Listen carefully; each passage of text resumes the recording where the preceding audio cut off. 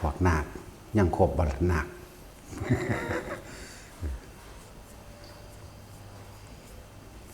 เดี๋ยวจังอันให้หลวงพี่ปวกเราซ้อมให้ได้ในจักหน้อยละบ่ผู้นั้นได้แล้ว อีกผู้หนึ่งได้สักหรือเมื่อแล้ว ยังอยู่บ่เห็นอยู่บ่ยังอยู่บ่อีกหมู่อีกผู้หนึ่ง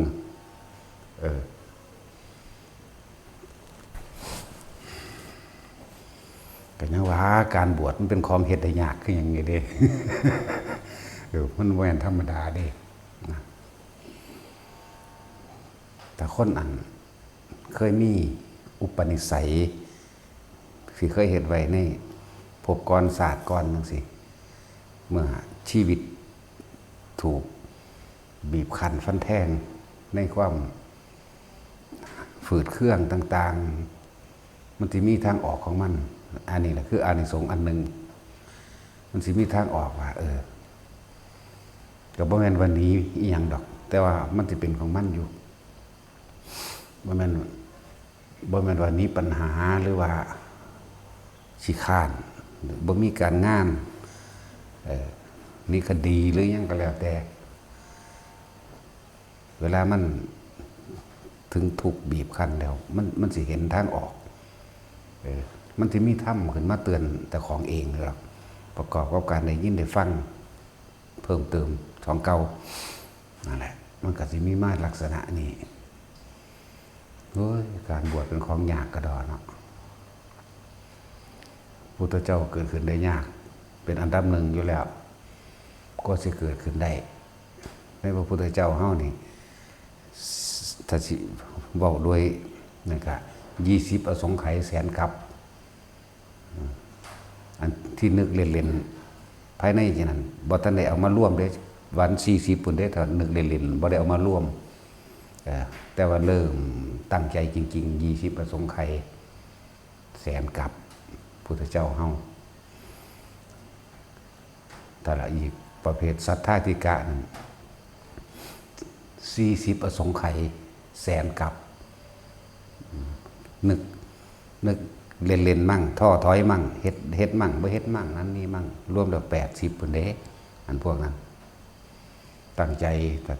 รวมเป็นทานบารมีจังสิ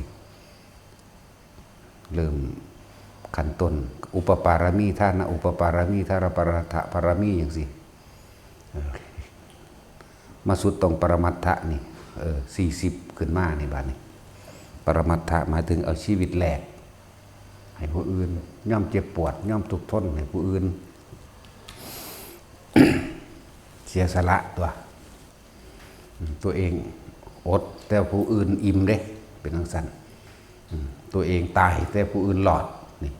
ขนาดนั้นเด้มันธรรมดาเด้อันเบาๆมากนี่ซ้ำเฮาสิไปอ่านหนังสือนี่กับพ่อได้เข้าโค้งในการคิดในการนึกได้อยู่ดอกถ้าประเภทวิริยะทิกะนั่นโอ้ยเป็นตะเมื่อยก็ยัง80ประสงค์ไขยแสนกับนั่นแหละเบื้องสั้นแล้วในศาสนาของพระพุทธเจ้าเฮานี่ความดีส่วนเดียวความเลว3ส่วนหมดเด้ ในพุทธเจ้าสัทธาธิกะคนดีความดี50คนเลวก็50เครื่องต่อเครื่องแต่ในศาสนาของพระวิริยะทิกะนี่ความดี3ส่วนความเลวส่วนเดียวนี่มันเป็นจังซี่มันกลับกันไปกันมาอยู่อย่างว่าล่ะระยะเวลามันต่างกันจึงบอกว่าความเปิดขึ้นความอุบัติขึ้นของพระพุทธเจ้าเป็นของที่อุบัติได้ยากที่สุดเพื่อเพิ่นสินำธรรมออกมาแสดงความจริงออกธรรมคือความจริงของชีวิตสัตว์ทั้งหลายความจริงในการเวียนว่ายตายเกิดความจริงในการบ่เกิดความจริงเรื่องของกรรมตามความหยาบความปานกลางความละเอียดต่างๆนานาสารพัดเพิ่นต้องรู้แจ้งเห็นจริงคักๆคนเด้คำว่าการพูดเล่นไม่มีสำหรับพระพุทธเจ้าเด้บ่มีแต่เว้าจริง สั่นแล้วมาพวกเข้านั้นปลายเข็มกับท้องฟ้าขอให้จุดนี้พวกเขาก็ขอจุดหนึ่งของปลายเข็มในท้องฟ้าเถอะวะเนาะ กว่าสิมาพบมาพอมาเห็นถ้ำเพิ่นนะนั่นแหละเป็นของเกิดขึ้นได้ยากเมื่อพระพุทธเจ้าเกิดขึ้นได้ยากผู้แสดงถ้ำก็ยากอีกต่อมาผู้นำคำสอนของพระเจ้ามาแสดงต่อก็ยากอีกผู้ปฏิบัติธรรมก็ยากอีกมันธรรมดาเด้เนาะ นั่นแหละจังว่าให้เห็นคุณค่าเห็นคุณค่าให้เป็นผู้นักแน่นธรรมะพุทธคารุโตนี่ความจริงของชีวิตสรรพสัตว์ทั้งหลายธรรมะก็คือความจริงนั่นเองพุทธะแปลว่าผู้รู้ผู้หนักแน่นในความรู้ตามความเป็นจริงธรรมะพุทธคารุโตนั่นแหละฉายานี่มันก็บ่ได้มาง่ายๆเด้มันก็เป็นมากของมันแล้ว พุทธคารุโตเนี่ยผู้หนักแน่นในความเป็นของพระพุทธเจ้าวันนี้เอาธรรมะมาต่อผู้หนักแน่นมั่นคงตามความเป็นจริงในความจริงของชีวิตสรรพสัตว์เขาแปลภาษาเขามันจะเข้าใจง่ายแปลภาษาเขา ธรรมะจึงแปลว่าความจริงของชีวิตหมู่สัตว์ทั้งหลายที่กระทำกรรมต่างๆนานาสารพัดแล้วก็เป็นไปตามที่ตัวเองกระทำความจริงที่กระทำกรรมสิ่งใดไว้ย่อมได้รับผลของกรรมนั้นสืบไปความจริงที่แบ่งออกมาทำเลวตกนรกเลวลงมาแบบนั้นแบบนี้อีกความจริงที่สัตว์ไปเป็นเปรตความจริงที่สัตว์ไปเป็นนรกความจริงที่สัตว์ไปเกิดเดรัจฉานความจริงที่สัตว์เป็นมนุษย์แล้วก็มาแยกมนุษย์อาภัพอีกเป็น10 จำพวกคนน่ะธรรมดาบ่อย่างสั่นเด้มาแยกความจริงของกระทำกรรมเช่นนี้ไปสู่สวรรค์ไปสู่ลุกขะเทวดาไปสู่ภูมะเทวดาไปสู่สัมภวะต่างๆเป็นไปการกระทำเช่นนี้เป็นหมู่พรหมมั่งกระทำเช่นนี้อนาคามีมั่งกระทำเช่นนี้อรหันตผลมั่งนี่คือความจริงเรื่องธรรมะแต่ผู้ใดนักแน่นตามความเป็นจริงนะว่าคำว่าพุทธคารุโตไปว่าผู้หนักแน่นในความเป็นพระเจ้าหรือผู้หนักแน่นในธรรมของพระพุทธเจ้าตามความเป็นจริงนั่นแหละนั่นจึงว่าเอาธรรมเป็นไงเอาธรรมเป็นไงเอาตายเขาแรกมันหายากอยู่เด้เนาะ แสดงว่าพวกเขามีโอกาสแล้วฟังนำไปปฏิบัติบัด ฟังแล้วนำไปปฏิบัติจริงๆมันไม่ได้ยากหรอกมันยากเพราะมันห่วงแต่ว่าทำสมาธิก็ห่วงความสงบถ้าฝึกหัดปฏิบัติหรืออ่านไปแล้วก็ห่วงในความอยากรู้นั่นเห็นนี่เมื่อห่วงนิพพานไปได้บัดนี่มันธรรมดาเด้มันต้องบ่ห่วงความสงบบ่ห่วงผลที่ตอบรับแม้กระทั่งพระนิพพานก็บ่ต้องห่วงถ้าห่วงถ้ากังวลอยู่กับไปนิพพานบ่ได้มันฆ่าตัวคิดตัวห่วงมันเป็นสั่น ตัวห่วงเนี่ยห่วงนิพพานกับไปนิพพานบ่ได้เลยแต่ใส่ซับว่าปรารถนานิพพานซื่อเมื่อเฮาฮู้ว่าจุดหมายเป็นแบบนี้เนี่ยต้องวางที่วิบัติในปัจจุบันนะธรรมะบ่ได้แยกชีวิตสัตว์ชีวิตคนเด้เสมอเหมือนกันเบิดธรรมะคือความจริงของทุกชีวิตสรรพสัตว์กระทำสิ่งใดสิ่งนั้นธรรมะหรือบัดนี้เป็นธรรมะการทรงฌานเจริญฌานหรือเพื่อให้เกิดสมาธิและเห็นตามความเป็นจริงไผก็ตามบ่ได้เกี่ยวกับศาสนาใดๆทั้งสิ้นปฏิบัติแบบนี้ตามที่เพิ่นปฏิบัติมาตามที่เพิ่นฮู้แจ้งมาย่อมได้รับรสแห่งธรรมเหมือนกันย่อมพ้นจาก ความเวียนว่ายตายเกิดเหมือนกันบ่เกี่ยวกับศาสนาใดๆทั้งสิ้นนั่นแหละเพิ่นจึงว่าธรรมะเป็นของมีอยู่ของมันเป็นของมันอยู่แบบนั้นพุทธเจ้าสิเกิดหรือบ่เกิดก็ตามบางยุคก็บ่มีพระพุทธเจ้าเกิดแต่ว่ามีปัจเจกพุทธะผู้รู้เฉพาะตน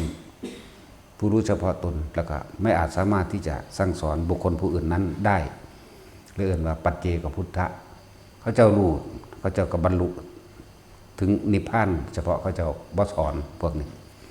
นั่นแล้วจังซี่มันบ่แม่นของง่ายๆเด้แล้วก็ในสมัยของพระปัจเจกจังซี่บ่ได้ใส่สุดงามๆคือเฮาเด้ของเฮาเป็นระเบียบเป็นแบบฟอร์มที่หนึ่งเดียวกันเป็นแบบเดียวกันเบิดนะแม่นสีเหลืองแม่นสีกักมื้อนี้ก็ช่างแล้วก็ธรรมะพุทธเจ้านี่บ่มีการแบ่งแยกว่าหินยานมหายานมหานิกายหรือธรรมยุทธ์บ่มีเด้ผู้ใดยังมีความแยกผู้ใดยังมีความแบ่งอยู่ผู้นั้นก็ยังติดยังคาในความแยกในความแบ่งนั่นแหละบ่มีธรรมเดียวกันพุทธะเดียวกันถ้าเข้าถึงความรู้แจ้งตามความเป็นจริงคือเอิ้นว่าพุทธะกับพุทธะเดียวกันถ้าอาศัยธรรมะตามความเป็นจริงกับธรรมะเดียวกันบ่มีการแบ่งบ่มีการแยกหรอกอันเดียวกันเบิดผู้ใดยังเข้าไปติด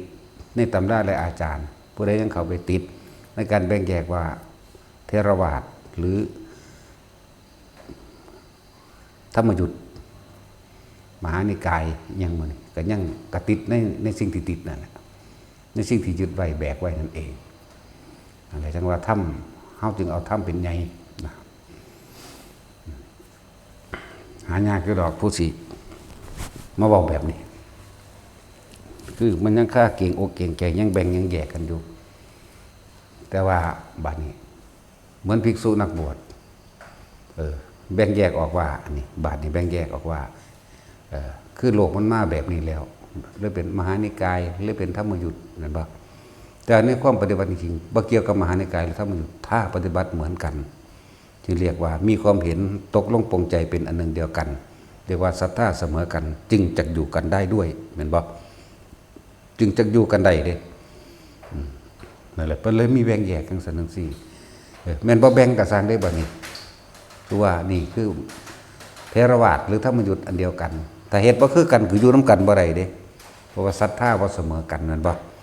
ความเชื่อความเห็นไม่เสมอกันบัดนี้ข้อวัดปฏิบัติต่างๆชื่อว่าศีลนั่นแหละเพิ่นเอิ้นว่าศีลไม่เสมอกันนั่นแต่คือจริงคือข้อวัดปฏิบัติต่างๆไม่เหมือนกันเมื่อไม่เหมือนกันไม่เสมอกันก็อยู่ด้วยกันบ่ได้จาคะความเสียสละความเสียสละความเห็นแก่ตัวหรือมื้อนี้ก็อยู่นำกันบ่ได้เห็นบ่ล่ะปัญญาบ่เสมอกันเรื่องว่าปัญญาบ่เสมอกันนะก็อยู่นำกันบ่ได้นี่เพิ่นถึงว่าศรัทธาศีลจาคะและปัญญาบ่เสมอกันอยู่นำกันบ่ได้เห็นบ่นี่บอกให้ฟังว่ามันเป็นหยังคือมีแบ่งคือมีแยกตะกี้ก็บ่ได้แบ่งแยกหยังสมัยพระพุทธเจ้าเขามีชีวิตอยู่บ่ได้มีเด้หินยานมหายานบ่ได้มีเด้ธรรมยุทธ์หรือมหานิกายบ่มีเด้เข้าใจบ่ล่ะแล้วก็สิแตกออกเป็นนิกายต่างๆเท่าใดก็สร้างถ้ามาอยู่นำกันแล้วเฮ็ดนำกันก็ไปนำกันได้แม่นบ่ล่ะคือผัวกับเมียนั่นแหละขนาดคนเรื่องคน2คนถ้าความเห็นความเชื่อบ่เสมอกันก็อยู่นำกันยากอยู่บ่ได้เนาะไปว่าหยังกับหลายคักปานนี้ จังว่าผู้ใดบวชเข้ามาแล้วเขาจังบอกให้ว่าให้เฮานั่นมีข้อวัดเป็นอันหนึ่งอันเดียวกันชื่อว่าศีลอันเดียวกันข้อวัดปฏิบัติน่ะคือชื่อว่าศีลก็เลยอย่างนั้นก็เป็นศีลอย่างหนึ่งของเธอเห็นว่าล่ะอ่านเอาในหันแหละบวชเข้ามาแล้วจะพึงมองข้ามพระวินัยเด้เพราะว่าพวกเขาบ่รู้จักหยังอย่าเพิ่งเป็นอรหันต์ ศึกษาไปวินัยอันเป็นเครื่องรักษาตัวเองซะก่อนพระวินัยเป็นเครื่องรักษานักบวชก็ต้องรักษาพระวินัยให้รู้แจ้งในพระวินัยซะก่อนอย่าเพิ่งมองข้ามไปคือเพิ่นเป็นอนุบัญญัติใหม่บ่แม่น อนุบัญญัติภายหลังบัญญัติไหมเมื่อภายหลังเพิ่นว่าให้อยู่น้ำกันซะก่อนให้ได้นิสัยซะก่อนโดยเบื้องต้น5 ปีซะก่อนจังซี่นะก็เอาตามนั้นซะหั่นนะแต่ว่าถ้าผู้รู้แล้วดีแล้วเนี่ยเขาเจ้าก็บ่ได้เอาตามนั้นก็ได้เห็นบ่ล่ะโอ้ผู้นี้ต้องไปเอาขอวัดปฏิบัติทั้งนั้นเขาเจ้าก็ส่งไปหมู่อื่นเพื่อสิไปหาขอวัดจากบ่ล่ะต้องสั่นก็มีนะว่าถ้าหาดอกปีเดียวก็ให้ไปได้หรือบ่พอปีก็ให้ไปได้เด้นี่มันแล้วแต่ดุลพินิจของเพิ่นผู้เพิ่นเป็นครูเป็นอาจารย์นะไปได้แต่ว่าตอนนี้เฮาเบิ่งอยู่นี่ไปได้ยินได้ฟังมาไปคัดเอาตั้งจากคำสุดยอดแล้วเอามาเป็นวาทะแห่งตนเห็นบ่ล่ะความจริงตัวเองปฏิบัติถึงไหนนั่นแหละเป็นอย่างจังว่าเขาคือมีความรู้ความเห็นมากแต่เขาคือมีประสบการณ์อันนี้มาเพราะเขาไปอยู่ป่ามามากแล้วเขาก็เป็นหากระเห็ดเนาะตลอด20-30คือบ่ต่ำกว่า30ได้ฝึกเล่นนั่นนี่โอ้ยอันเครื่องละเล่นต่างๆในสมัยเป็นเน้นเนี่ยเยอะแยะเขาก็ไปเห็นไปประสบพบมาต่างมากมายเบิ่งเขาปลุกพระตบขึ้นปลุกพระไปขึ้นเฮือนผู้สาวมั่งปลุกพระไปเอาเลขมั่งเฮ็ดนั่นเฮ็ดนี่บัดเฮาไปเฮ็ดเบิ่งบ่มีอีหยังเปลี่ยนจักอย่าง บ่เป็นได้ตุบๆตับๆอันนั้นน่ะนี่เขาขึ้นบบนี่แต่ว่าถ้าเฮาภาวนาเฉพาะเฮาคันเป็นอยู่ไม่ใช่ก็ล่ะแต่ถ้ามีผู้ว่าเป่าอยู่ปูดก็บ่เป็นเด้ แต่เฮารู้จักอีหยังหลายๆอย่างของละเล่นทั้งหลายแหล่แต่เป็นเน้นพูนนั่นแหละว่าตาปิดโรงเรียนเลิกโรงเรียนมีรถพระผู้มาส่วนออกไปจัวเฮาไปรถเด้บ่ได้จักแม่นไผหังไปมันซั่นแล้วปิดเทอมน้อยก็ไปปิดเทอมใหญ่ก็ไปเป็นซั่นเด้นั่นแหละแต่ว่ามันเป็นหยังคือมีอีหยังมากมายแท้วายไปทำพระบางองค์เจ้าจะมื่นตาเด้อ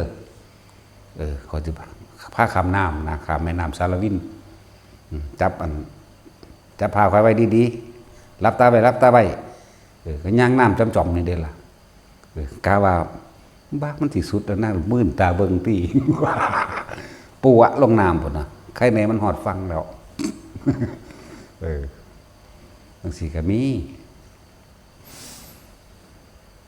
โอ้ยตั้งแต่กี่อาหารแบบ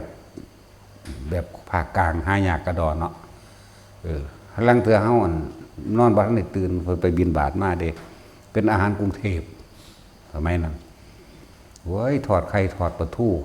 มันสิธรรมดามันสมแต่เพิ่นไปบินใส่แล้วตัวเบิ่งเฮามาคิดเมื่อภายหลังดอกอาหารแนวนี้มันอยู่ในกรุงเทพนั่นแหละพวกอันพัดทอดนะ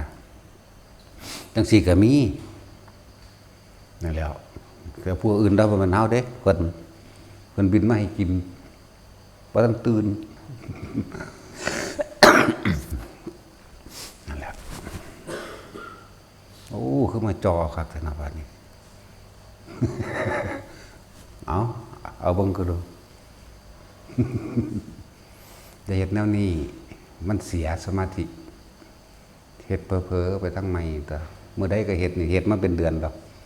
มันเสียตาจ่อเอาอยู่จังสิ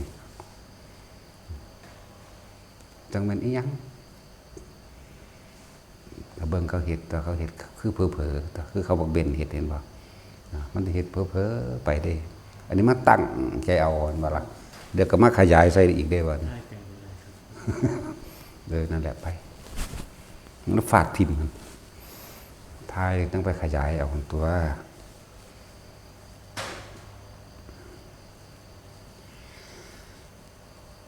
มีหลายอย่างที่เพิ่นผ้าเห็ดผ้าเล่น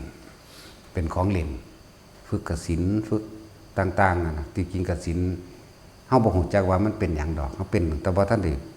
บวชเป็น 3-4 ปีพู้นมันต้องไปนอนเมบยังจื้อได้คือเก่าอยู่เด้ว่ามันเป็นตอนใด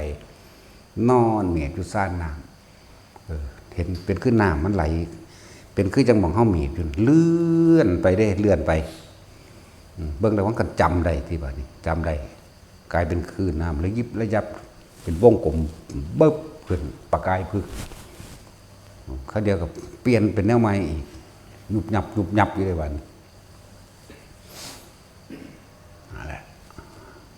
คืออย่างจะเห็นอย่างมันปรากฏขึ้นนี่หันแหละ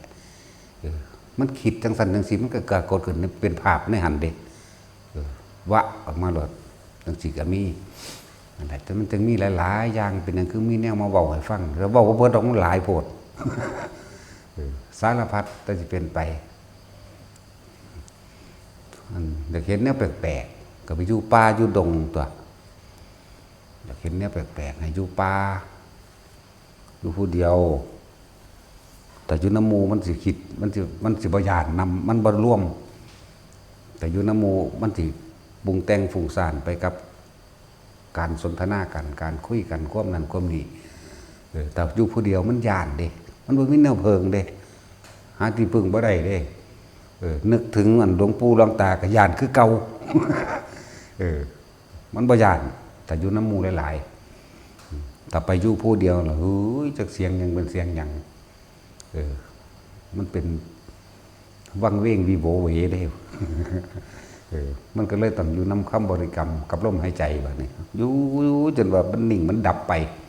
ก็มี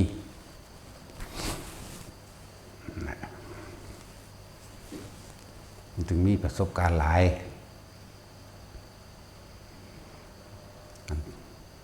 มันก็เลยชินไปในทางนั้นเห็นนั่นเห็นนี่เลยเห็นเป็นปกติเห็นไปเห็นมาบ่อยากเห็นเลยวันนี้มิตรตัดออกตลอดเลยแล้วมันอยู่ธรรมดา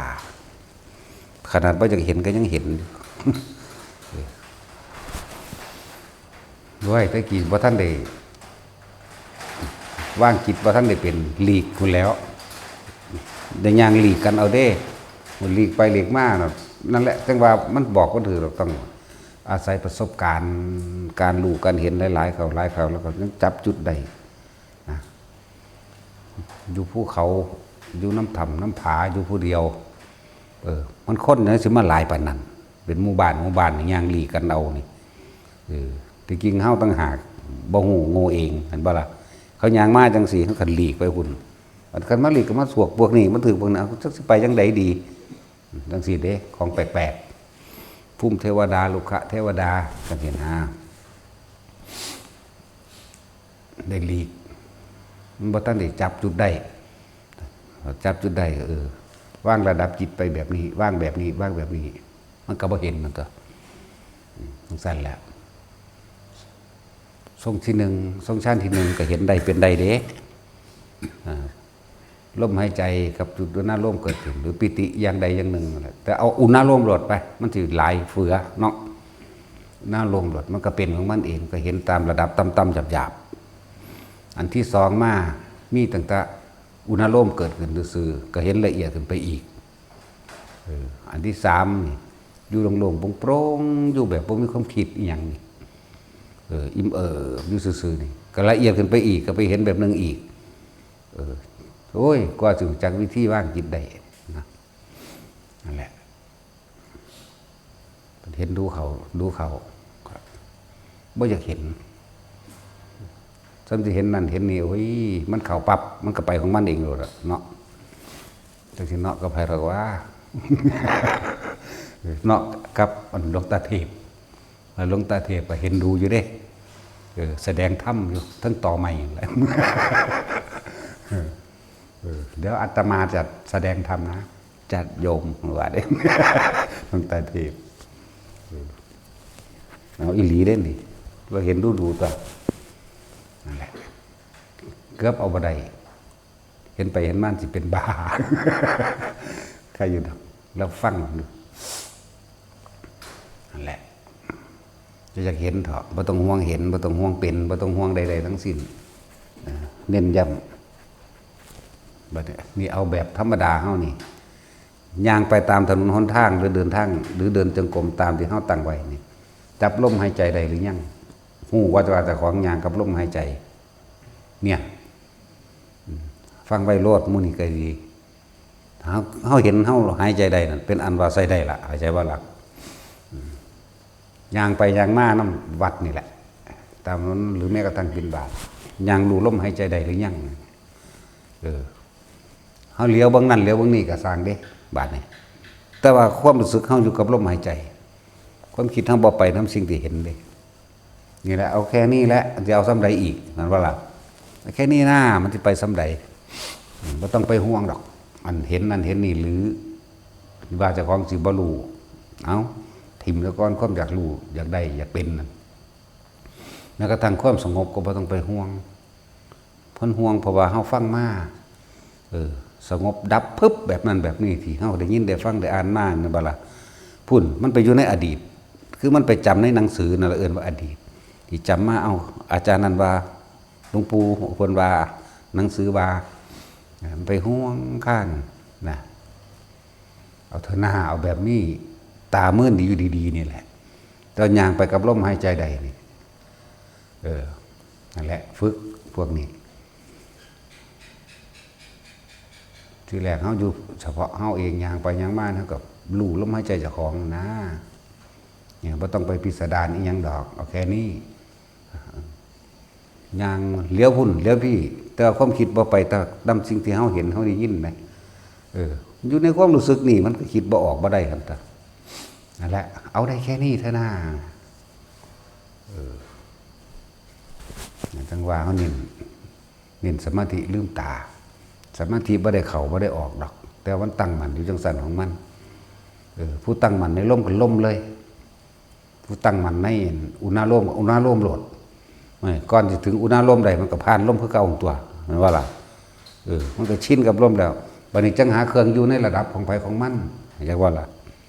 จังหาเครื่องอยู่ของไผของมันตามความถนัดคำว่าเครื่องอยู่วิหารธรรมก็ว่าเลื่อนแห่งใจก็ว่าเลื่อนแห่งความรู้สึกก็ว่าจังหาเครื่องอยู่เอา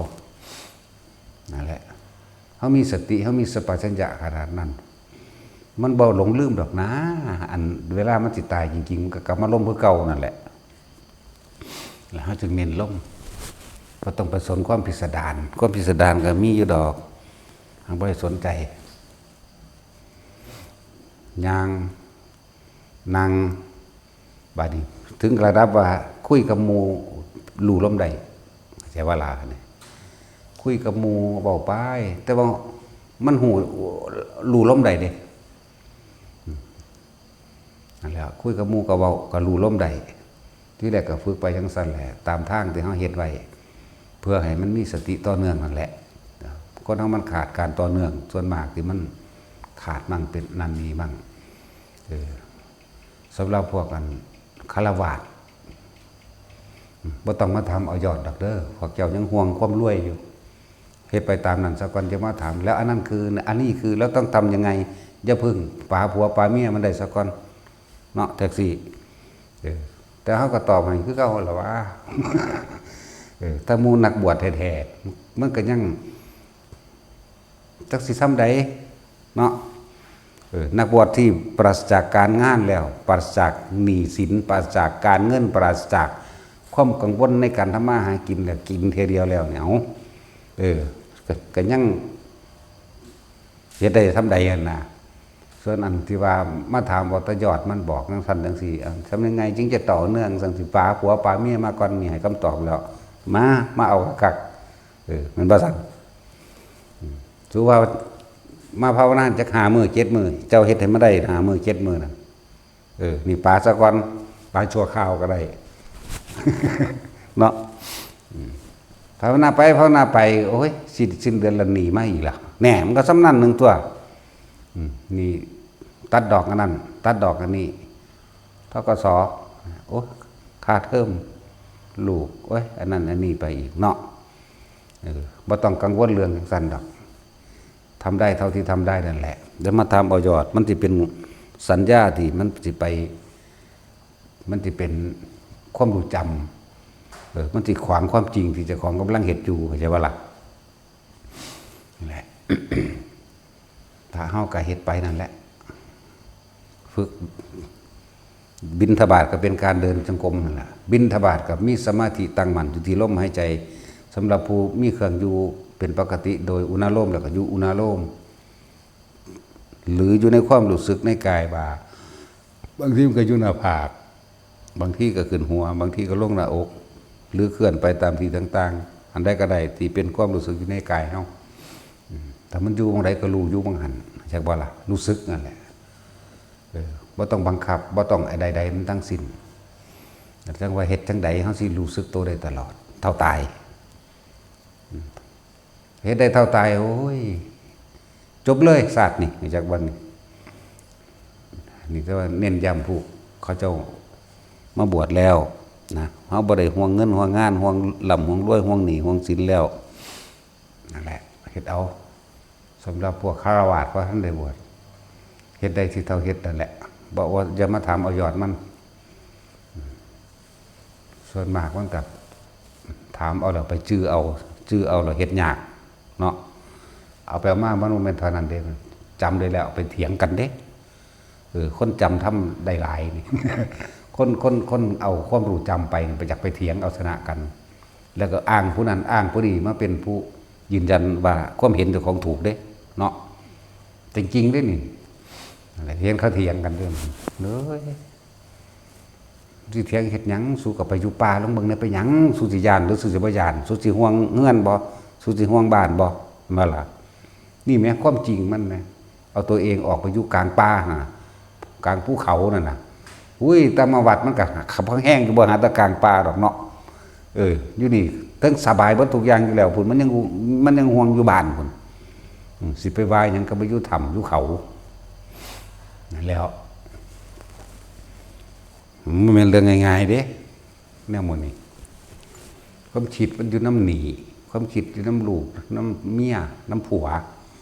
มันอยู่น้ำรถมันอยู่น้ำสิ้นเดือนตัดดอกนั่นนี่ นั่นแล้วความจริงนี่คือความจริงที่มันโกหกตัวเองบ่ได้ดอกนะว่าคือหมู่ออกพรรษาแล้วหมู่ภิกษุนักบวชของเฮาเองให้ไปอยู่ตามสถานที่ต่างๆแต่ว่ากะที่ได้รับความปลอดภัยจากหลายๆอย่างนั่นแหละคือจังให้ไปหาอาจารย์นนท์นี่แหละวัดป่าหกใหญ่อำเภอโศกไส้นครราชสีมาเนาะนั่นแล้วคือนี่นะโมมันฝึกไว้แต่หน่อยมันเห็นนะนั่นแหละจังว่าพวกเขาพากันประมาท60 70 40 50 60 70 80จังมาฝึกหัดทองสวดมนต์จังมาฝึกหัดทองคำนั้นคำนี้เนาะบัดนี้นะโมมันเป็นตั้งแต่มัน7 ปียังสิแม่ตั้งแต่มันบวช40 50 60มันบ่ได้ทองแล้วเด้มันจื้อได้ล่ะนั่นบ่ล่ะพวกเฮาเองยังมาทองคำนั้นคำนี้อยู่เนาะมันใช่ล่ะนั่นเลยเอิ้นว่าสังสมมันก็ได้สังสมไปเรื่อยบัดนี้เขาไปอยู่ป่าอยู่ดงนี่เขาก็ต้องพ้อสิ่งแปลกๆคือจังมันเว้าเรื่องเห็นนั่นคนใส่สูทขาวยางเข้าไปในกำแพงสิก็เว้ากิ่งๆเด้น่ะเห็นกิ่งๆเด้นั่นน่ะบางทีก็ว่าแม่นโตอีหยังหลวงพ่อเป็นแบบนี้มันเว้าให้ฟังเบิดเด้โตอันหน้าว่ามันเฮ็ดจังไดมันย่างเข้าเสาว่าซั่น จังซั่นแหละย่างเข้าเสานะ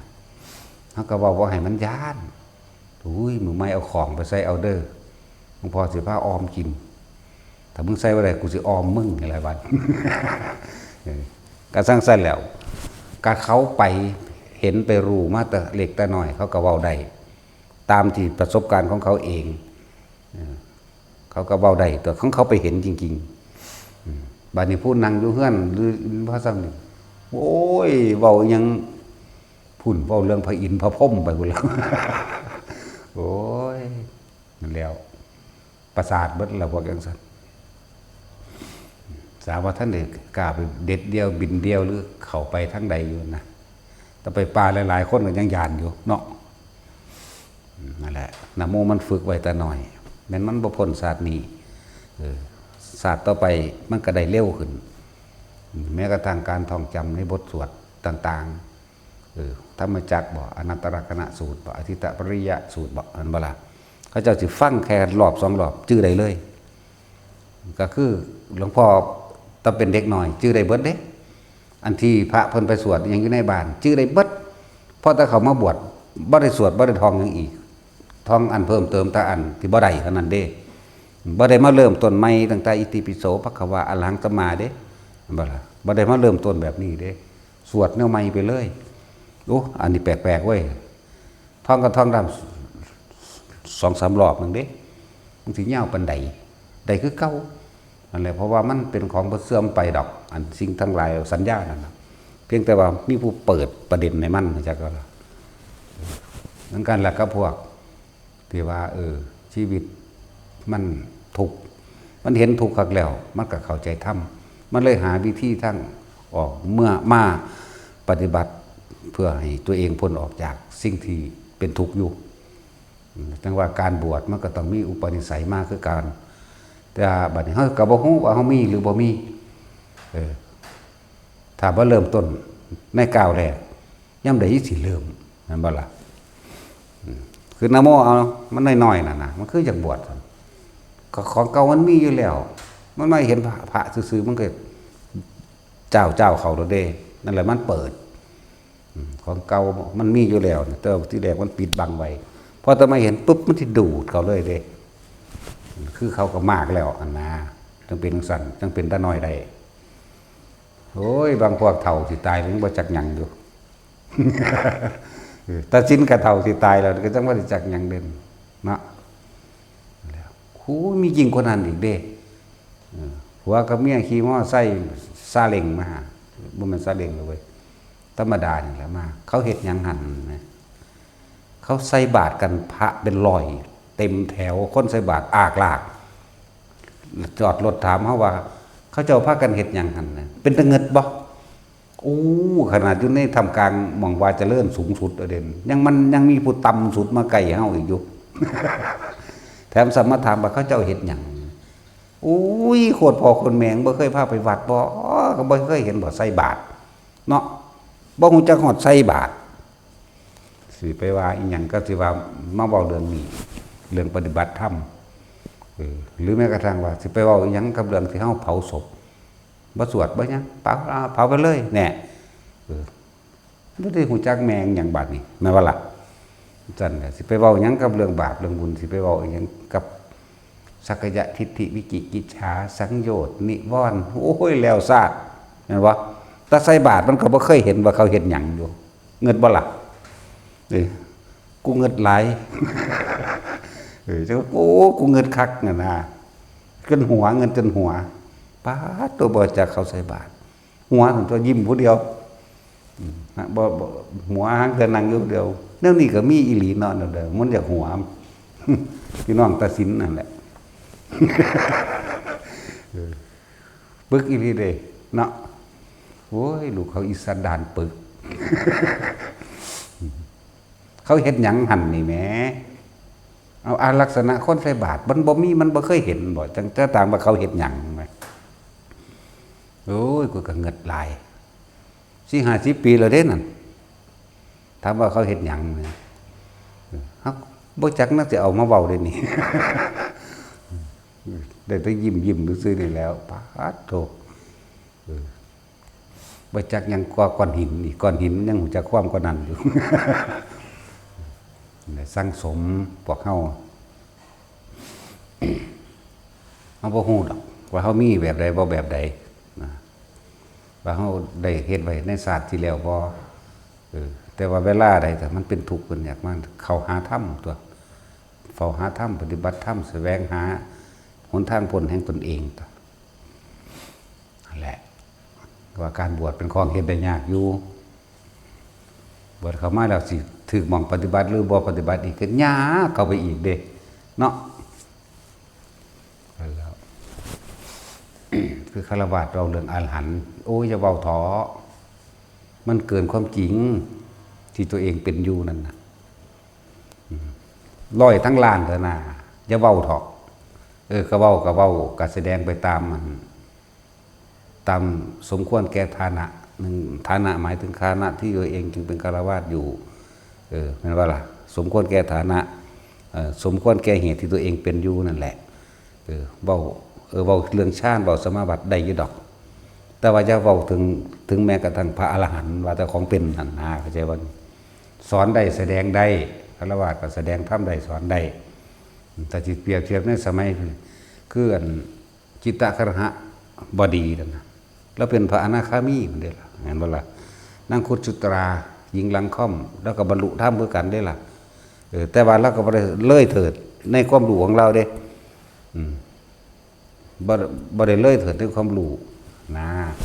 ความรู้ตามความเป็นจริงไหมเรารู้โดยสกิทาคานาคาแล้วก็เว้าไปตามสกิทาคานาคานั่นแหละแต่คนซุมื้อนี่เว้าทะลุพระไปเลย เว้าทะลุไปเลยจักแม่นอีหยังถ้าบรรลุอรหันต์จริงๆมันตายเด้นะอันนี้เขาเป็นที่แน่ใจพร้อมฆราวาสบรรลุอรหันต์ถ้าบ่มีอุปนิสัยบวชก็ต้องตายจากบัลละมันผู้อื่นสิอยู่ไกลคือกันมันบาปมันบ่แม่นโหดลายหยังดอกความเป็นอรหันต์บ่ได้โหดลายดอกเห็นว่าแต่ว่าผู้อื่นมันก็ขึ้นอยู่กับกรรมเจ้าของนำอันนึงแหละกรรมบ่มีอุปนิสัยหนึ่งหมายว่าล่ะหรือมีเครื่องมาตัดร่อนออกอุปขาตกรรมมันตัดร่อนออกเหตุให้บ่ได้บวชอาจจะมีการไปห้ามผู้อื่นบ่ให้บวชหรือทำบุคคลผู้มีศรัทธาในการบวชให้เลิกจากการบวชให้ซึกนะนั่นสิก็มีแต่บาดถึงตะของแล้วแต่ว่าเลยบ่มีอุตสาหบ่บวชก็สร้างตัวถ้ามันบรรลุแล้วไหมเนาะแต่ว่าที่เว้าวาบอยู่ว่าเจ้าของบรรลุนิพพานใดนะมันบ่มีทางเลยบ่มีทางเป็นความเห็นส่วนตัวเฮาก็ได้ว่าเฮามั่นใจ100%ฆราวาสบรรลุอรหันต์ตายมื้อนั้นนั่นแหละอันนี้ว่าให้เต็มที่เลยก็ได้เนาะขึ้นเขาขึ้นป่าขึ้นดงลองเบิ่งตัวไปนั่งอยู่น้ำป่าน้ำพุน้ำผาไปเบิ่งดูมันสิว่าอยู่บ่เนาะมันสิว่าตัวเอง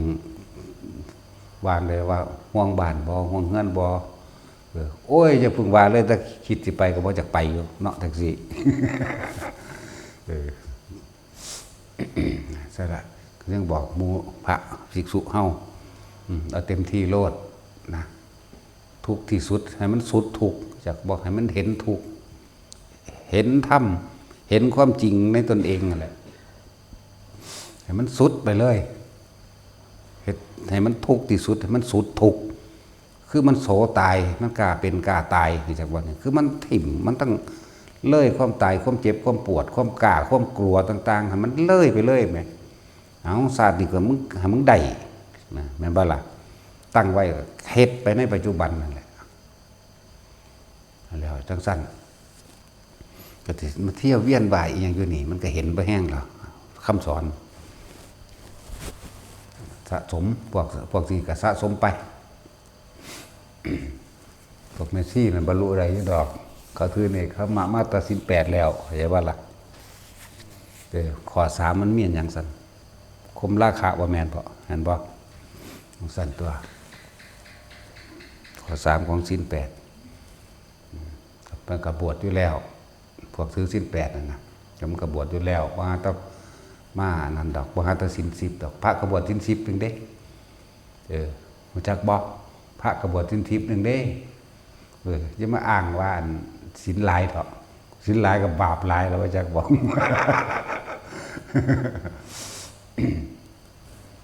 นอกนั้นก็เป็นข้อวัดปฏิบัติเพิ่นเลยเอิ้นนี่ไปขอเป็นศีลอย่างหนึ่งของเธอนี่ก็เป็นความมั่นคงหรือแข็งแกร่งดุจดังหินอย่างหนึ่งของเธอหมายถึงขอวัดปฏิบัติศีลแปลว่าหินศิลาก็แปลว่าหินตะกี้เทียบว่าความแข็งความแกร่งตะกี้คนเห็นได้ก็คือก้อนหินบ่ล่ะเอิ้นศีลให้มีความหนักแน่นดุจดังหินข้อปฏิบัติอันนี้นะเพิ่นบ่ได้บัญญัติว่าห้ามเด้เพิ่นบอกเข้าใจว่านี่เพิ่นบอกนี่โทษของการทำผิดศีลโทษของการฆ่าสัตว์ลักทรัพย์ประพฤติผิดในกามโกหกโทษของการดื่มสุราเมลัยนี่คุณของการไม่ฆ่าสัตว์ไม่เบียดเบียนนี่เห็นบ่นี้นี่คือคุณนี่คือโทษบ่ได้แม่นห้ามเพิ่นบอกนั่นแหละสั้นแล้วลาย ค่อยๆเฮ็ดไปนั่นแหละว่าจะเอาเด็ดขาดเลยกับปึดคำว่าหลด ความจริงแต่ของตะโกงของตัวเองบ่ได้ดับ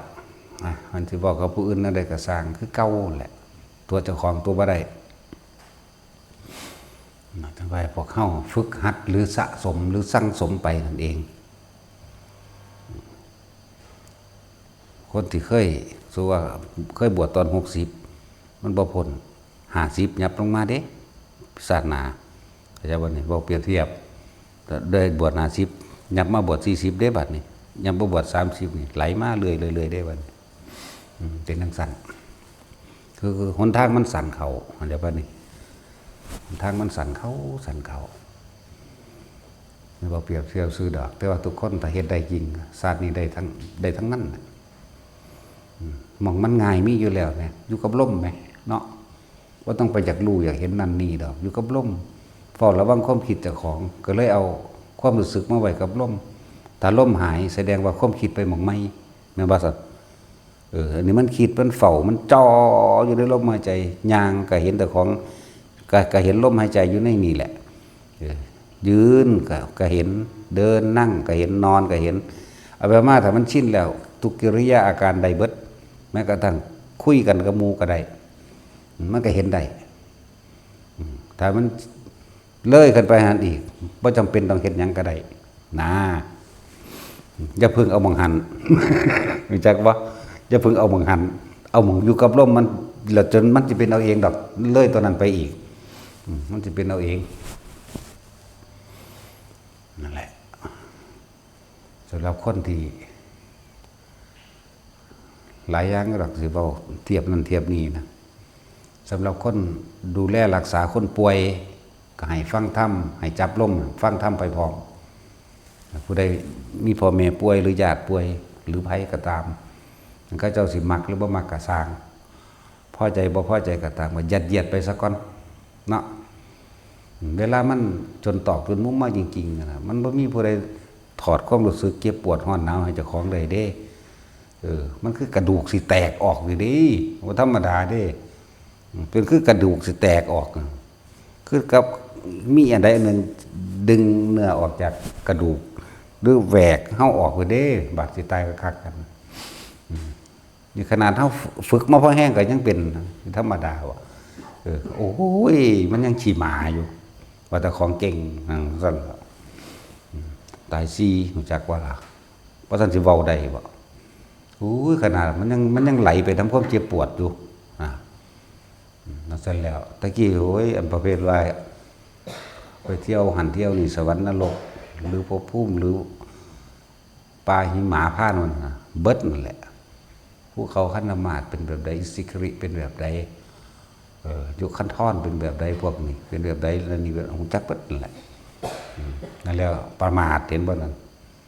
มันก็คนโลดแล่นไปในโลกนี่นึงเด้นั่นแล้วนั่นก็ประมาทโลดเล่นไปนอกโลกคือกันเดินก็เลยบาดจิตตายมาเห็นมันที่สนบังหันบ่พูนภาพใส่เดือนขึ้นมาภาพป่าขึ้นมาภาพนั่นภาพนี้ขึ้นมาไหลไปน้ำตัวภาพนั่นแหละอยากบ่ล่ะนั่นแล้วสั้นแล้วแต่ว่าให้พยายามอยู่กับลมคนดูแลรักษาคนป่วยเด้อให้ฟังธรรมไปเรื่อยๆอานิสงส์การฟังธรรมแล้วก็จับลมหายใจไปพร้อมบ่แม่นธรรมดาเด้คนบุรุษยังเลยก็สร้างบางคนได้อรหันต์เลยก็มีเด้ถือว่าตามตำรากับพระภักขุเด้ป่วยเป็นโรคฝีตุ่มบักใหญ่ตัวป่วยอยู่หั่นพุทธเจ้าแสดงธรรมให้ฟังแล้วมันก็สรุปลงโดยอานาปานสติหลังจากเมื่อได้ฟังธรรมแล้วกลับไปสู่วัดเชตวันอีกไม่นานก็สิ้นชีวิตตายพระอานนท์ก็ถามว่าไปไสนิพพานแล้วพระโคนั่นเขาสู่นิพพานแล้วแน่ตั้งสั้นแล้วพระป่วยบ่มีผู้ใดดูแลเนาะพระป่วยบ่มีไผดูแลเขารังเกียจเพราะเราเป็นโรคเริมหูจักเริมบ่เนาะบัดนี้เนาะเป็น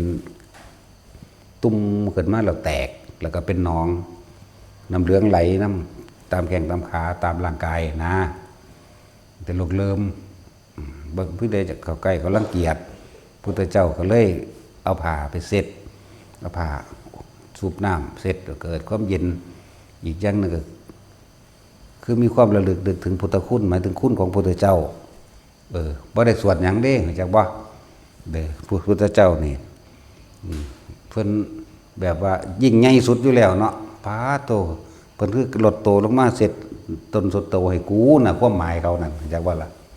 ความหมายพระภักขุนั่นได้เกิดความปลื้มปิติอย่างใหญ่หมายถึงพระผู้ใหญ่ผู้สูงสุดของโลกแล้วล่ะมาเสร็จตนเสร็จโตให้จิตใจมันก็คลายลงได้มันเกิดความอิ่มเอิบเนาะเพิ่นก็เว้าไปนำเด้มันบ่ได้เสร็จซื่อๆดอกเพิ่นก็เว้าแสดงธรรมนั่นแหละแสดงไปนำเรื่อยบัดนี้เพิ่นก็บอกเครื่องอยู่กับลมเด้อเนี่ยบัดสุดท้ายบัดสิไปกลับไปถึงวัดเชตวันอีกไม่นานก็เสียชีวิตพระนนท์ถามว่าไปใส่นิพพานแล้วพะนะนี่นั่นแหละห้วยหลายองค์อยู่เด้ล่ะมันมาทำนั่นเด้ล่ะแต่สิเว้า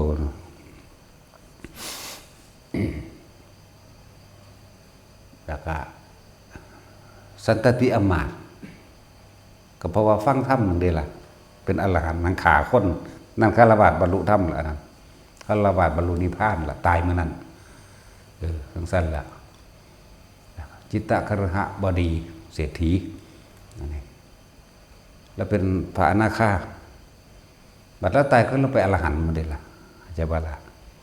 ทั้งสั้นแล้วเขาบ่อยู่แค่นี้ดอกแต่เขาเอาตำรามาเว้าแน่บ่แม่นว่าสิค้างอยู่หั่นอยากว่าไปเบิดนั่นแหละบ่แม่นว่าสิไปค้างอยู่แบบนั้นหรือพวกนางโสเภณีว่านั่นน่ะว่าล่ะนางอัมพาปารีจังซี่หรือบรรลุอรหันต์พุ่นบัดที่ตายนั่นแหละนางสิริมามันไปเบิดนั่นแหละนับตาละเขียนไว้จังซั่นแต่ว่าไปตามนั่นแหละจังบ่เถียงกันปานนั้นก็มีผู้เถียงคือเก่าแหละเก่งๆพวกนอนอยู่ในเฮือนเนาะพวกนอนในห้องแอร์พวกนุ่งข้าวมุงก็บ่ได้นี่ เก่งนี่ภาษาอังกฤษเอาแน่จริงก็มาบวชนี่เนาะมันสิแน่จังใดบ่ต้องบรรลุหยังดอกมาบวชนี่ ยากคือหยังนี่เด้นี่ปานลากงัวลากก้อยเขาลงกับสัตว์ โอ้ยก็คิดเบิ่งนั่นน่ะคน7,000 กว่าล้านคนบวชเพราะ2 ล้านบ่เดี๋ยวนี้ในโลกนี้คืออย่าตัวเจ้าของไผก็เลยยอมรับตามความเป็นจริงบ่ซั่นพวกเจ้าสิบ่ได้ความจริงพวกเจ้าสิได้แต่ความจำกับได้ความเห็นเป็นใหญ่ทิฏฐุปาทานศีลพัตตุปาทานทิฏฐุก็ว่ายึดมั่นความคิดเห็นเจ้าของเป็นใหญ่จากสิ่งที่ได้ยินได้ฟังได้รู้ได้เห็นได้เป็นมาพร้อมเด้ใจว่านี่จังเป็นกามุปาทานตามความพึงพอใจของเจ้าของเองอัตตวัตถุปทานแสดงความเป็นอัตตาโตตนของเจ้าของออกมาเห็นบ่ล่ะนั่นแล้ว นั่นแหละมันจะทิ่มความอุปทานนี่ออกบ่เป็นมันก็เลยยึดขันธ์5คือเก่าตัวเมืองซั่นตัวแล้วก็จะตัวเจ้าของได้จริงๆมันบ่ห่วงหยังดอกแล้วมันก็บ่เถียง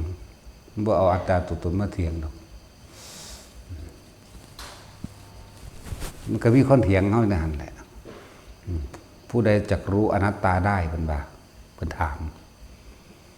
คนที่ถึงอนัตตาก็รู้อนัตตาแต่คนที่บอกว่ารู้อนัตตาคือคนที่มีอัตตาเข้าใจว่าจังซี่มันสิเอาหยังไปรู้นอกจากผู้ไปถึงหม่องจุดเดียวกันจังว่าได้มันเถียงว่าต้องอย่างนั้นอธิบายอนัตตามันเถียงหาแม่บอกมันบ่มีแนวอธิบายเรื่องเบิดแล้วเนาะมันว่างจากความเป็นตัวตนหรือได้อนัตตาสั่นแล้วมันว่างจากความเป็นตัวตนแล้วมีแต่คนมีตัวตนมาอธิบายเนาะอนัตตาสุญญตามันว่างไปเบิดแล้วมันก็ได้ทัศน์นี่แต่มันบ่ได้ไปเอามาอีกเด้นี่แค่คำสมมุตินี่ก็บ่แม่นอีกบ่ถึงอีกนี่มันธรรมดาบ่ ถ้าบ่เว้าแนวจังซี่มันก็สิเข้าใจได้บ่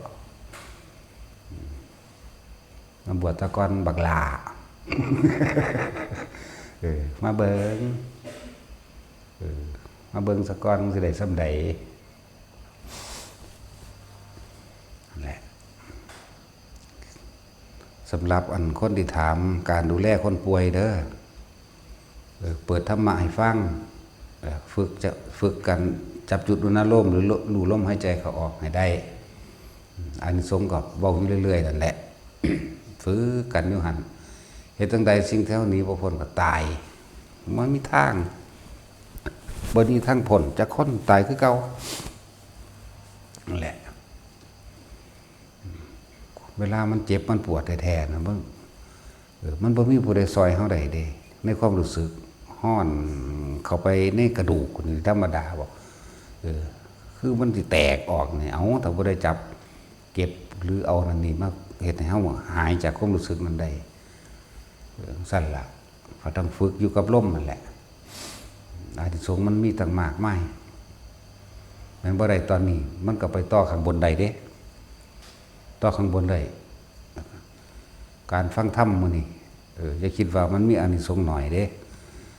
การฟังเรียกว่าสุตตมยปัญญาทรงจำและการท่องสาธยายเรียกว่าการจำท่องสาธยาย รู้แจ้งในความหมายเป็นอย่างดีคือเข้าใจในความหมายแต่ว่ายังเฮ็ดบ่ได้แต่ว่าก็บ่แม่นว่าสิสูญหายเด้บาดเจ้าของที่ตายแท้ๆใครควรไปในบทที่ตัวของจำได้เด้บรรลุก็มีต่อข้างบนก็มีอย่างว่าล่ะตัวแล้วแต่เฮ็ดน่ะเจ้าของพ้นจากความเจ็บความปวดความป่วยไว้ได้น่ะนะเนาะมันสิบ่ไปได้ดีก็ผู้อื่นดอกก็ได้ดีกับเจ้าของนั่นแหละนะนั่นแหละคนที่มีธรรมะคนที่ฟังธรรมะนี่ชีวิตบ่จนตอกมีทางออกเสมอมีทางออกตลอดก็แล้วกันนะคนที่บ่มีนี่คือเขาถามเขาพากันเฮ็ดหยังกันไหมมันบ่ฮู้จักว่าอันห่มผ้านี่ทางโลกเขาเอิ้นพระเด้เนาะบ่ฮู้จักอันใส่บาตรนี่แม่นหยังนอคือเป็นสัตว์นอนเรียกว่าสัตว์ประหลาดมันมาจากใต้ดินหรือแนวใดนะเนาะป้าตัวคือเงือกแท้นั่นแหละสัตว์ประหลาดคนพระเขาใส่บาตรหรือว่าเขาเฮ็ดหยังมานึงแต่สิมึงเงินบ่ถ้ามีคนถามมึงจังซี่เบิ่งพระเป็นร้อยคนใส่บาตรเป็นพันเนาะเขาเฮ็ดหยังหั่นนี่นะมึงสิตอบเขาว่าจังไดกูก็บ่ตอบเด้กูเงิดโอ้ยแนวนี้ก็เกิดมานำคนเนาะอันน่าสิเป็นสังเสชะแล้วก็บ่ให้ขึ้นทั้งโลกอีกอยู่ใต้ทะเลพุ่นนะเนาะไต่ทะเลลงไปอีกนะมุดอยู่ในดินของดินทะเลนะอยู่ในต่มเล่ซะพวกนี้นั่นแหละโอ้ยกูก็บอกเนี่ยมีแนวสิตอบหรอกนะเขาเห็นหยังกันนะอุกอังคักหรอกข้าคิดหาคำตอบยาก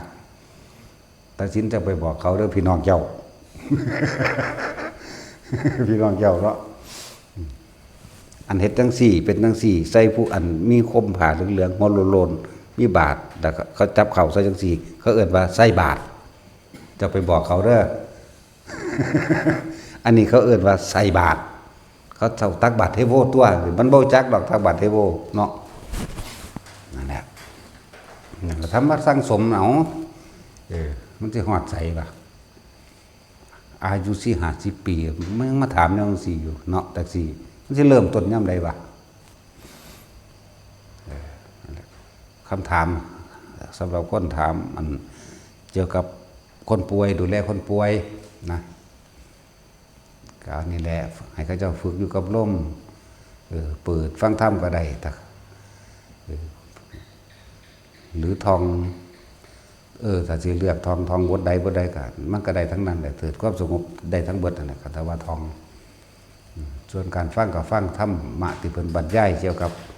สิ่งนี้แหละนะเฮ็ดจังไดเฮาก็ตายอยู่แล้วหนีบ่พ้นความตายอยู่แล้วเฮ็ดจังไดเฮาสิพ้นจากค ความบ่มาเกิดมาตายอีก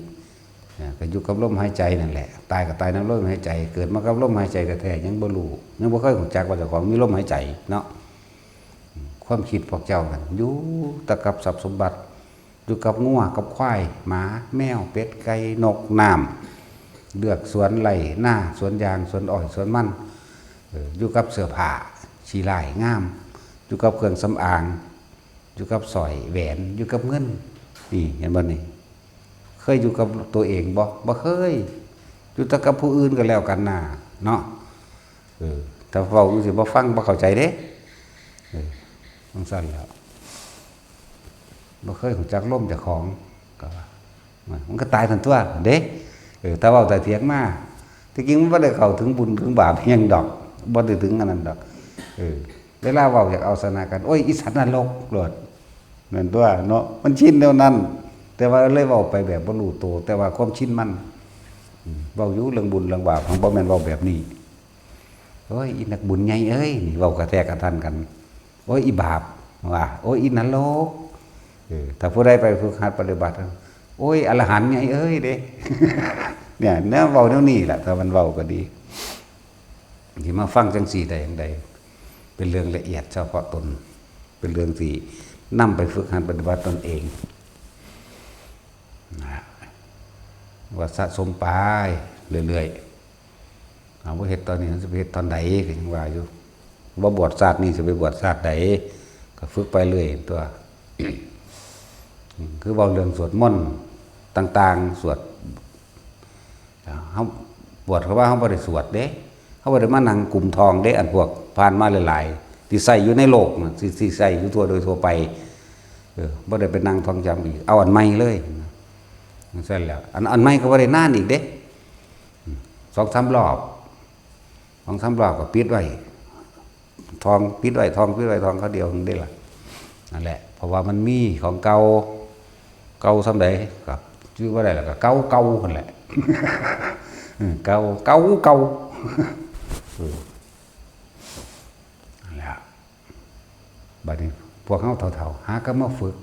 เนาะหูก็บ่ดีขาก็เก็บความจำก็บ่ดีแล้วล่ะว่าเด้จะไปเฮ็ดหยังอยู่ตั้งแต่เจ้ามันดีอยู่พุ่นปากเบี้ยวขาหักขาหานเบิ่นละจังมาหูก็ตึงเบิ่นละจังมามันบ่มีหม่องไปจริงๆว่าเฮ็ดหยังบ่ได้จังว่านั่นจังมาก็มีป่วยสิตายแล้วจังมาก็มีเนาะแล้วฝึกหัดไว้ เห็นได้ก็ตายรวยก็ตายจนก็ตายยุสะอ่อนอีหยังกลายกระดอเถาะ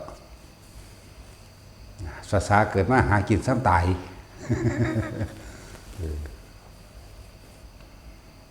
หรือสิบ่ตาย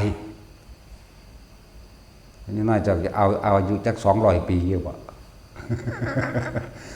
พวกขออายุยืนโอ้ยกูเฮ็ดให้ได้แน่แม่กูสิให้มันจัก 8,000 ปีพุ่น ตั้งแต่50-60 ปีกูพอแห้งแล้วตุโสเตเสเบิดแล้วเนาะบ้าแต่กูเสกได้กูสิให้มึงเท่าใดหลายปีกว่านั้นอยู่ดอกว่าบรรลุยังกับกุถุให้คนชมอยู่มั้ยแต่เกินนั้นไปอีกก็สิจะไปซ้ำใดบ่คิดพอบ่เนาะแล้วตุสุไปอยู่ อะไรทั้งว่าจะต้องไปสนภัยดอกเฮาขึ้นไปแต่เฮาโลดเขาสิเว้าความใดก็สร้างบ่ต้องถ้าเขาสนใจจริงๆก็อธิบายให้แต่ว่าในการอธิบายฝึกลมต้นให้คือบอกหมู่นี่แหละบอกฝึกลมต้นให้เขามันเป็นซะก่อนนอกนั้นเขาเจ้าก็สิไปพัฒนาตนเองขึ้นไปเองดอกบ่ต้องไปละกิเลสให้เขาก็บอกมันสิเชื่อเอามันบ่ละเด้มันเชื่อเนาะมันสิเอาความจำไปเถียงกันซื่อๆนะมันเพิ่มในตนเองจักสิเว้าหยังดอกลืมล่ะ ลืมแล้วล่ะเน้นนักหมู่ภิกษุนักบวชนั่นแหละเฮาให้มันได้ต่อเนื่องกันบ่ต้องไปสนหาความหมายใดๆทั้งสิ้นดอกเว้าเรื่องสังโยชน์10 เว้าเรื่องปริโภทความของความเกี่ยวความค่าความกังวลใดๆก็ช่างเถอะตัดได้โดยลมหายใจทั้งเบิดนั่นแหละมันรู้มากละอิหยังก็เลยเนาะอยู่กับลมบินทบาทอยู่กับลมได้หรือผู้อยู่กับอุณหลมก็อยู่กับอุณหลมหรือรู้สึกตัวได้ก็อยู่ไปในความรู้สึกตัวบ่แม่นโดยกว้างๆเด้เฮาเอาจ่อเข้ามาเป็นจุดเลยนะประสาทมันเฟือคือปิติมันเฟือมันหลายเกินก็เลยเอาจุดอุณหลมนั่นแหละถ้าเว้าจังซี่ผู้เป็นแล้วเขาเข้าใจหน้าเคลื่อนบนหัวเขาก็เข้าใจอีกความรู้สึกตัวแบบนี้บ่แม่นความรู้สึกตัวกว้างๆเอาแคบๆเลยกว้างๆแบบล่างถ้วยกับหูรักล่างถ้วยยังกว้างอยู่เห็นบ่ล่ะย่างไปกับหูจักปัดกวาดกับหูจักบ่แม่นเอานักเข้ามาแน่นเข้ามาเลยเป็นก้อนเป็นจุดแม่นบ่ล่ะจังซี่เขาเอาเวทนาในเวทนาไปเลยเด้จิตก็เอาในจิตไปเลยมันรู้ในรู้ไปอีกนั่นล่ะรู้สึกโตอยู่อย่าให้มันหนีนะเด้ย่างไปบิณฑบาตก็ช่างย่างไปตามป่าหรือย่างไปกุฏินั่นนี่ก็ให้รู้เดินจงกรมเป็นทางฝึกแต่ก็ให้มันรู้ขึ้นภูขึ้นเขาอยู่ไสก็สร้างจังบอกพวกอยู่ทั้งภูเขานั่นนะหรือพวกไปทุดงทุป่านั่นนะทุน้ำพร้อมจะหนีออกจากลมหายใจแต่นี้ออกจากลมหายใจแค่ใหญ่หมองทุกข์นึงได้นั่นคือไปทุกข์อยู่ในป่านั่นไปทุกข์อยู่ในถ้ำนั่นหรือไปทุกข์อยู่วัดอื่นต่อไปอยู่ในวัดนี้ก็ทุกข์พ่อแห้งแล้วก็ไปทุกข์วัดอื่นต่อเห็นไหมล่ะคำว่าย้ายคือความคิดจากว่าย่าความคิดออกไปหาบุคคลสัตว์สิ่งของอันอื่นสถานที่อื่นมันสั้นแล้วแต่มันจิตในจิตถ้ามันรู้ในความรู้สึกแห่งตนเองมันบ่ไปใส่ได้ล่ะนั่นแล้วมันบ่ไปใส่ก็บ่ทุกข์เข้าใจบ่ล่ะอยู่นี่ก็บ่ทุกข์อยู่หม้องอื่นก็บ่ทุกข์แล้วมันก็บ่อยากไปพร้อมเด้มันธรรมดาเด้บ่แม่นหลวงพี่สวัสดิ์เด้หลวงพี่สวัสดิ์ยังอยากไปอยู่เด้มันไปสิไปกระบี่พังงานนำบ่ได้มือหรือยังบ่ส่วนไผแน่ล่ะนั่นล่ะมาถามเบิ่งเด้อว่าถ้าบ่แม่น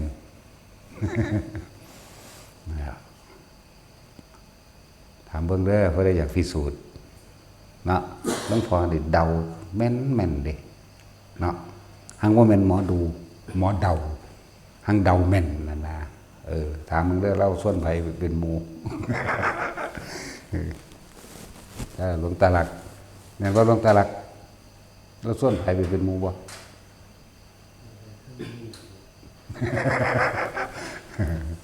หลวงตาหลักตดเหม็นตดไผมันบ่เหม็นเลยเนาะก็บอกความจริงเด้อล่ะนี่ก็เลยนั่นล่ะไปอยู่ไสก็สร้างถ้ายังมีความคิดสิไปจุดนั้นคือมันก็ทุกข์อยู่นี่พอแต่ก็ย้ายไปบางทุกข์อยู่ใหม่ทุกข์ในขณะที่นั่งรถไปพร้อมพูนความคิดมันสิไปวาดจินตนาการไว้นั่นก็พอไปหันสิเฮ็ดนั่นเฮ็ดนี่จังซั่นซุนี่ผู้นั้นผู้นี้อยู่หันอยู่นี่บ่นอเด้เนาะนั่นแหละจังเอิ้นเพิ่นมีโคราช มีโคราชนั่งตัดไว้ปอกหังบ่อยู่กับใหม่อยู่กับหยังบุกตัวที่จับจุดก็บ่ได้มันหลายว่าพวกเฮาเน้นลมหายใจโลดบ่ต้องไปหาอย่างอื่นอีกเว้าซุมื้อเลยอันนี้พวกเขาสิตายน้ำสุดท้ายมันต้องลมหายใจนั่นแหละจากว่าล่ะเบิดลมหายใจก็คือตายมีลมหายใจก็คืออยู่นั่นเด้มันนั่นคือเน้นย้ำแท้พระพุทธเจ้าเฮาบัดสุดท้ายมาเพื่อเขาลมหายใจเด้ตัดสรู้ก็พออยู่กับอานาปานสติลมหายใจนี่ตัดสรู้ก็เด้มันอยู่ด้วยความรู้สึกตัวนี้อีกแม้นิมิตต่างๆเกิดขึ้นมากมายเท่ามิสวัตตีม่านตลอดทั้งมูเสนาม่านเต็มมากครับที่ชี้มาชี้สร้างกองทัพกำลังขึ้นมาบุกมาหลบธรรมดาหำมาเสียงฟ้าห้องพายุฝนไฟพายุแก้วพายุกรวด มาเสียงฟ้าพาเปียงป้างเปียงมาเพิ่นอยู่กับลมหายใจเพิ่นบ่ออกเข้าใจบ่นี่เพิ่นบ่คิดออกทั้งที่ตาหูได้ยินจมูกได้กินเด้เข้าใจบ่ล่ะแล้วตาเพิ่นก็เห็นอยู่เด้มันทั้งที่เห็นทั้งที่หลับตานั่นแหละจากบ่นี่นั่นแล้วนั่นรู้เห็นบ่เห็นทั้งที่หลับตาพญามารมาพญามารขี่ช้างเสนามารขี่ม้าแล้วก็เรียงลำดับกันไปต่างๆคมคูยังเต็มที่แต่ว่าเพิ่นบ่ได้นำคำคมคูอยากว่าเขามาคิดอยากว่านี่แม่นมารสิก้าวตู้วางได้ก็สร้างบัลลังก์อันนี้เหมาะแมะกับท่านสิทธัตถะจงออกไปบัลลังก์นี่เหมาะสมกับเฮาแม่นบ่พุ่นน่ะเถียงกันแต่พระเจ้าบ่เถียงเด้เพิ่นนิ่งซื่อพวกนั้นเถียงเฮ็ดจังได๋เพิ่นก็บ่ไปเฮ็ดจังได๋เพิ่นก็บ่สามารถที่เพิ่นขยับออกความคิดนั่นน่ะขยับออกได้อยู่กับลมเลยก็ซั่นก็สู้กันทดลองกันว่าได้ว่าเฮ็ดหาฝนไฟมาก่อนเด้ฝนเหล็กฝนไฟคิดเบิ่งนะไปยังเราบ่ได้เห็นเป็นเฮ็ดก็เบิ่งนำกันบอกถึงผู้เดียวดิเฮาก็เว้าจักสิเปรียบเทียบยังได้ฝนเหล็กฝนไฟของมันเห็นอยู่เดี๋ยวนี้ล่ะเว้ามันนี่ก็ได้เห็นเดี๋ยวนี้ล่ะนั่นล่ะเพิ่นก็นิ่งเฉยแต่ว่าเป็นวงล้อมเด้ของเพิ่นวงล้อมกว้างเติบเกิดกลายเป็นดอกไม้ล่วงลงพื้นเขาเรียกว่าเตรียมในพ่นธนูยิงมันก็ล่วงลงอีกเป็นคือดอกไม้บูชาสารพัดจะเฮ็ดนั่นเฮ็ดนี่ใส่นั่นแหละเพิ่นบ่ได้นึกถึงแนวอื่นดอกเพิ่นนึกถึงบุญบารมีที่เพิ่นกระทำมาตลอดนั้นนับอสงไขยเพิ่นก็นึกถึงนั่นแหละบารมีของเพิ่นเองนั่นแหละที่มันมีตัวย่อไว้อยู่อายันตุพลโตอิทัตนะเนี่ยพิระนิกามปัญญายุทธะทาจะโวคณทะอันนี้อาวุธานิตุเพิ่นนึกถึงสิ่งถึงว่าเฮาเคยบริจาคดวงตามากมายยิ่งกว่าดวงดาวบนท้องฟ้าบริจาคเลือดให้เป็นทานแก่สรรพสัตว์โดยสิหวังสิ่งใดสิ่งหนึ่งตอบแทนเว้นไว้แต่พระโพธิญาณนี่บ่มีให้ชีวิตเป็นทานนับประมาณบ่ได้เพราะว่ามีความที่พิเศษกับสัมมาสัมโพธิญาณเท่านั้นว่าไปบริจาคนั่นนี่เพิ่นไหลของเพิ่นไปในตัวเองแหละบ่ได้เอิ้นนางธรณีมาเด้นางธรณีเป็นไผแล้วนี่บ่มีอยากว่าล่ะในตำราเขียนว่านางสุนทรีวนิดานางธรณีมีนามว่าสุนทรีวนิดาบ่แม่นถ้าพระอินทร์พระพรหมก็ยังหนีเบิดภาษานางอันนี้มันสิมาแต่ทางใดเนาะถ้ามหาพรหมก็ยังลืมตีคาถาจักสังหมดพระอินทร์ก็หนีเพราะพระอินทร์พระพรหมก็หนีเพราะพระพรหมพวกยักษ์ทั้งหลายแหละว่ามีฤทธิ์มากฤทธิ์เมิกยังลืมฮอดกระบองตัวพวกลืมธนูก็ลืมธนูเห็นบ่น่ะจังซั่นแล้วสารพัดแล้วสุดท้ายเราบ่มีไผซอยเฮาได้เห็นบ่นี่มีความหมายที่ให้ทุกคนเข้าใจนี่มีแต่สิ่งที่ตัวเองกระทำเอาไว้เท่านั้นเกิดกายก็เป็นบุญจริตเกิดขึ้นปกป้องตนเองม่านทั้งหลายบ่อาจสามารถทำอันตรายได้ชั้นใดนั่นแหละบุญบารมีที่เฮากระทำไว้นั่นแหละเป็นเครื่องรักษาเฮาเองเฮ็ดอิหยังมากก็สร้างในสุดท้ายก็แพ้ปรารถนาการหนีแตกพ่ายกันเอาเองเด้นั่นน่ะว่าแม่นั่งตอนนี้ม้วยผมเอาน้ำพัดไปเด้ภาษาน้ำสำนันแต่มันที่พัดแล้วเนาะหลายอย่างอยู่ที่พวกเฮาอาจสิติดในภาพวาดในผลเรื่องเล่านะก็บอกไปในทางให้ดีนั่นแหละบ่ได้ทำลายหรอกนะก็ดีอยู่อังบ่จริงนั่นนะได้ก็ได้ที่มันเปรียบเปรยไปในทางที่ดีนั่นแหละหมู่ที่สองที่สามมานั่งอรตีจะว่าอรตีแปลว่าหยังนะนั่งราคะก็คือมาแสดงรูปร่างต่างๆลูกม่านจะว่าลูกม่านนั่งราคะนั่งอรตีนั่งอิจฉาคำว่าอรตีแปลว่าอิจฉาแสดงท่าม่านยาต่างๆเพื่อมายั่วยวนจะว่าพวก ลูกสาวมากเนี่ยแล้วมันก็นิ่งๆอยู่ได้ล่ะคนพอออกจากลมหายใจหนึ่งได้ล่ะเนาะง่ายๆบาดสิตายมันก็ตายอยู่ในลมหายใจเลยถึงแม้นว่าพระองค์สิทรงระลึกถึงสมาบัติถึง42 แสนโกฏสมาบัติเร็วรวดเร็วเป็นอันมากกระจางปัจสุดท้ายก็เขาไปสู่สัญญาเวทนิโรธแล้วก็กลับออกไปออกมาเรียบร้อยแล้วก็เขามาอยู่ระหว่างรูปฌานกับอรูปฌานหนึ่งเด้ล่ะ